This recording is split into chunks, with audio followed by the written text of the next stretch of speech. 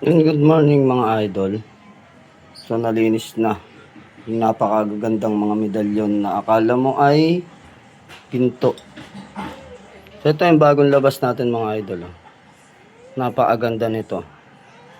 So Kristo sa pambiyahe-biyahe at sa nais ng kabal at proteksyon sa katawan. Ito naman San Miguel Arcangel na may 7 arkangeles. Tapos ito yung bagong labas natin. Yan, Mama Mary. Tapos yung nasa likod naman niya ay Inang Saklolo. Yun siya.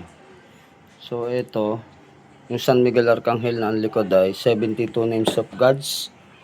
Gumamela Celis na proteksyon at pampaswerte. Santingin yung hubad para sa pera at sa swerte. So yan, 2 in 1 siya. No, so napakaganda sa gusto mag-order. At etong ating bagong labas na tinatawag natin na Station of the Cross. So yung mga pangyayari sa bahagi ng buhay na nangyari kay Kristo, mainam na pang depensa. So yan, sa lahat ng gusto mag-order, mag-PM lang kayo mga lods. God bless you more.